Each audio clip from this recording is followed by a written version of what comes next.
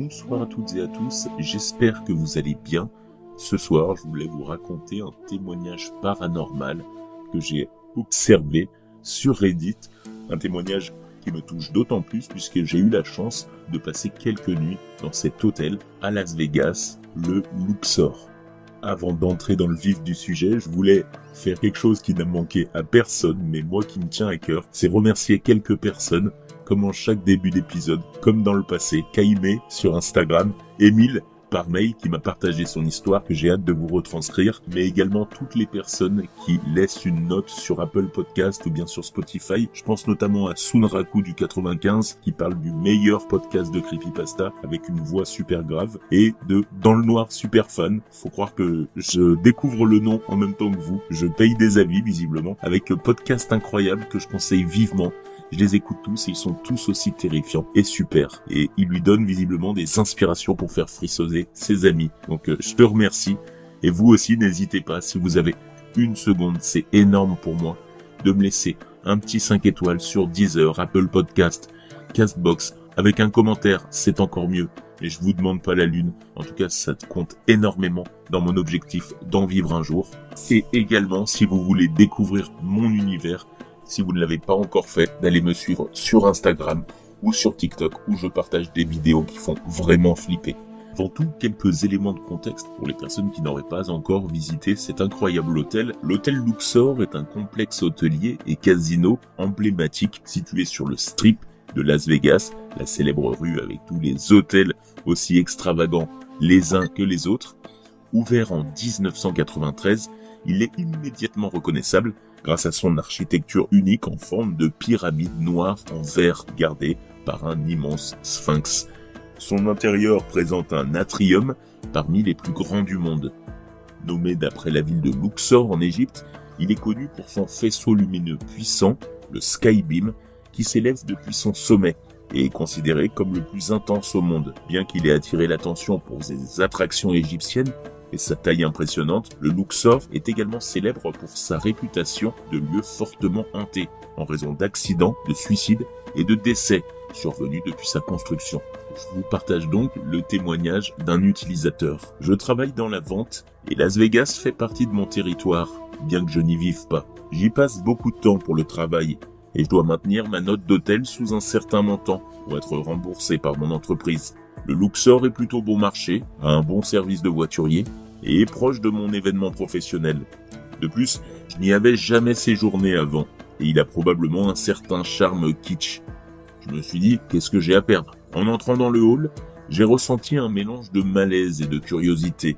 Le thème égyptien est tellement daté, mais l'architecture était tellement ambitieuse pour l'époque qu'il est difficile de ne pas l'apprécier. J'arrive dans ma chambre et je me mets juste à rire.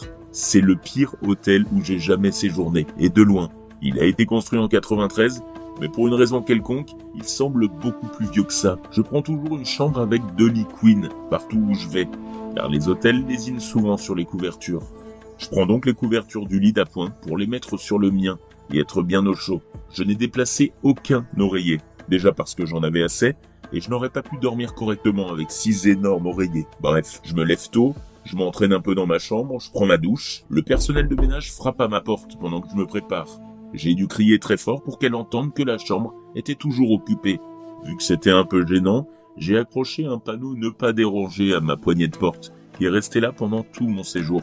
Juste au moment où j'étais prêt, où j'allais partir, l'alarme incendie se déclenche.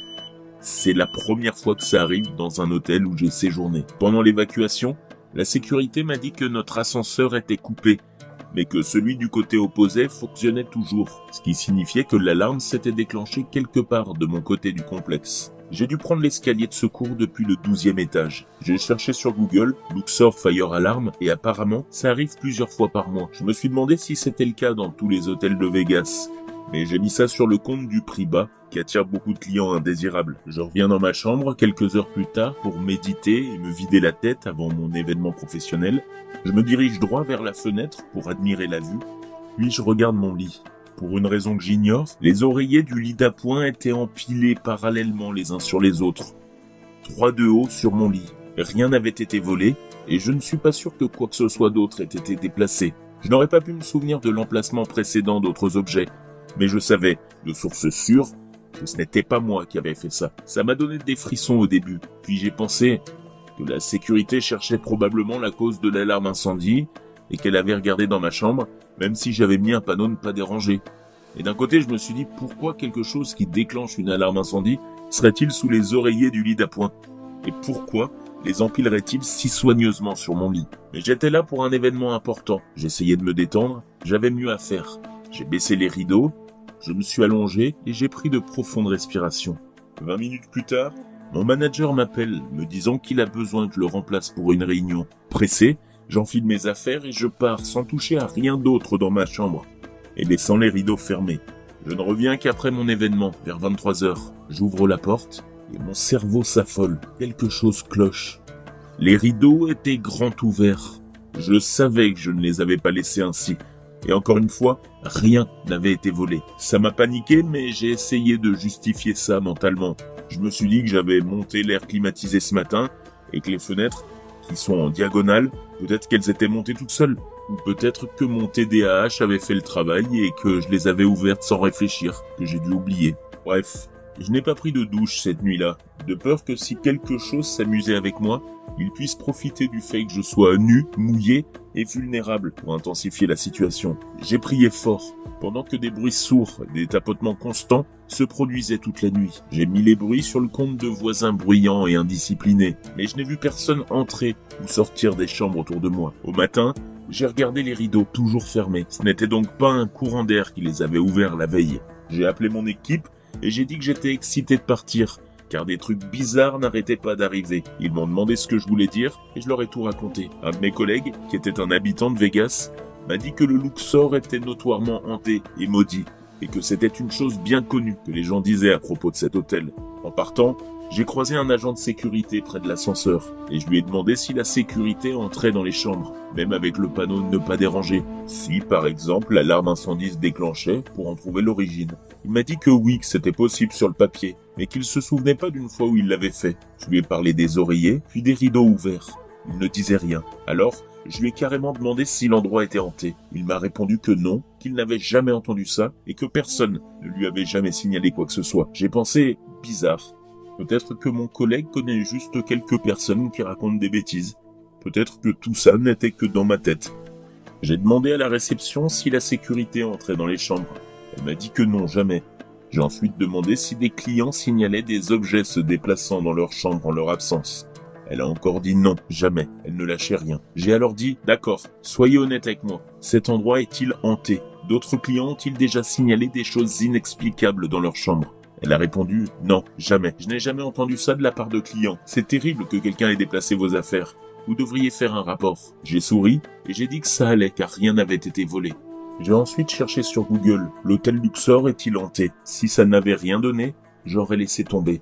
Mais mon Dieu, il était évident que les employés étaient formés pour manipuler les clients. Les fantômes, c'est forcément mauvais pour les affaires. Non seulement c'est une expérience courante chez les clients du Luxor, mais c'est l'une des expériences les plus courantes parmi les voyageurs. Il est incroyablement bien connu et documenté comme étant un vrai foyer paranormal. Je suis content de ne pas l'avoir su pendant mon séjour. Sinon, je n'aurais pas pu dormir correctement. Dans les résultats de la recherche Google, le 4e était un avis 3 étoiles sur le fait que le 12e étage était hanté. Et bien sûr, je logeais au 12e. Non seulement j'y logeais, mais ma chambre était la plus proche de l'ascenseur, en plein milieu du 12e. Apparemment, cet endroit est maudit depuis le début, avec de nombreux décès pendant la construction. Des corps de la mafia seraient enterrés sous la propriété. 4 suicides depuis son ouverture en 93, quelques meurtres et des morts accidentelles dues à des problèmes de sécurité sur certaines attractions. J'ai entendu dire que la forme même du complexe n'aide pas, et je ne suis pas un expert. En tout cas, je ne remettrai jamais les pieds dans ce foutu endroit. Bonsoir les Crips. J'aimerais reprendre la parole car j'ai travaillé de nombreuses années en tant que chef de réception dans un hôtel et je pense sincèrement que la personne qui a laissé ce commentaire, bien que je la respecte, est assez parano.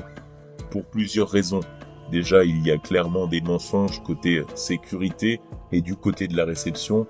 En effet, il n'est pas impossible que des employés de l'hôtel n'aient pas fait attention aux panneaux ne pas déranger. Encore plus en cas d'alarme incendie où là, peu importe le panneau, on va quand même vérifier d'où ça provient. C'est évident, que ce soit pour la propre sécurité du client, comme pour celle des autres et du bâtiment. Les coussins déplacés peuvent s'expliquer par une vérification du lieu, par exemple, par un employé de ménage qui aurait soigneusement remis les coussins en place. Pour l'alarme incendie, vous savez très bien chez vous aussi, parfois elle se déclenche vraiment pour rien. Et ça, c'est pas uniquement dans le cas des maisons, ça peut aussi être le cas des hôtels. Dans ma propre expérience, j'ai déjà eu des clients qui ont allumé une alarme incendie, soit à cause d'un réchaud, soit de la fumée de vapeur électronique. Donc tout est possible. La seule chose un peu dérangeante peut être les bruits, mais ça encore, dans les hôtels comme celui-ci, très mal insonorisé, ça s'explique parfaitement. Quant au rideau, il explique lui-même qu'il a pu ouvrir ou fermer ce rideau. Donc rien de paranormal à première vue sur cette histoire. Je vous souhaite une excellente soirée dans le noir.